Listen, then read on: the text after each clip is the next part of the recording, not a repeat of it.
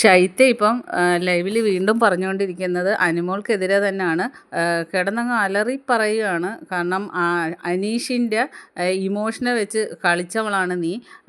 അത് നല്ല ജെന്യുവിനായിട്ട് കളിച്ച നല്ലൊരു മനുഷ്യനായിരുന്നു. അയാളുടെ ജീവിതം നശിപ്പിച്ചത് നീയാണെന്നും പറഞ്ഞ് അനിമോൾക്കെതിരെ.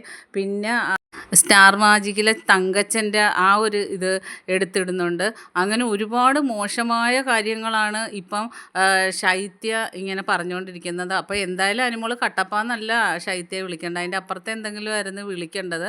കാരണം അനിമോൾ അങ്ങനെ വിളിച്ചിട്ടും ഇല്ലായിരുന്നു. പുറത്തുനിന്ന് പ്രേക്ഷകരാണ് ശൈത്യയുടെ ഈ അവിടെ ഇവിടെ നിൽക്കുന്ന ആ ഒരു സ്വഭാവം കണ്ടിട്ട് പേര് ഇട്ടത് തന്നെ. അപ്പോൾ അത് അനിമോൾ പറഞ്ഞതും പറഞ്ഞാണ് ഈ പ്രശ്നം മൊത്തവും കിടന്ന് അലറി രാത്രി ലൈവിൽ കരഞ്ഞ് നിലവിളിക്കുവാണ്. പക്ഷേ അനിമോൾ അനങ്ങുന്നതേ ഇല്ല, സംസാരിക്കാനേ ചെല്ലുന്നില്ല. പിന്നെ വിളിച്ച് പറയുന്നത് അനിമോൾ പറഞ്ഞ മൊത്തം കള്ളമാണ്. അവൾക്ക് ഒരുപാട് സ്വത്തുണ്ട്, ഒരുപാട് സ്ഥലങ്ങളുണ്ട്, വീടൊന്നും ലോണല്ല, കാറ് ലോണല്ല. അപ്പോൾ ആദില പറയുന്നത് ഞങ്ങളോട് പറഞ്ഞതെല്ലാം ലോണാണെന്നാ, വെറുതെയാണ്, നുണയാണ്. പക്ഷേ ആദിലയെ നൂറയെ എന്ത് പറഞ്ഞാലും വിശ്വസിക്കും.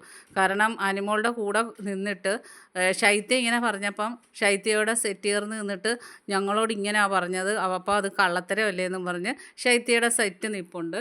അങ്ങനെ അനിമോളെക്കുറിച്ച് ഒരുപാട് അനാവശ്യം ശൈത്യ ഇങ്ങനെ പറഞ്ഞുകൊണ്ടിരിക്കുകയാണ്. പക്ഷേ അത് വിശ്വസിച്ചിരിക്കുകയാണ് ആദിലയും നൂറയും.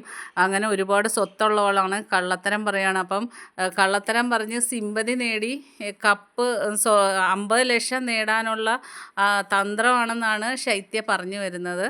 അങ്ങനെ അനിമോൾക്കെതിരെ ഒരുപാട് കാര്യങ്ങൾ ഉന്നയിക്കുന്നുണ്ട്. എന്നിട്ടും അനിമോൾ സംസാരിക്കാനും ഒന്നിനും പോയിട്ടില്ല. അനിമോൾ പറയുന്നത് എനിക്ക് 3-4 ദിവസം കൂടെ ഉള്ളൂ, അത് കഴിഞ്ഞ് എനിക്ക് വീട്ടിൽ പോകണം, ആരോടും സംസാരിക്കുകയും വേണ്ട, ഞാനൊന്നിനും ഇല്ലെന്നും പറഞ്ഞ് അനിമോൾ മാറിയിരിക്കുകയാണ്.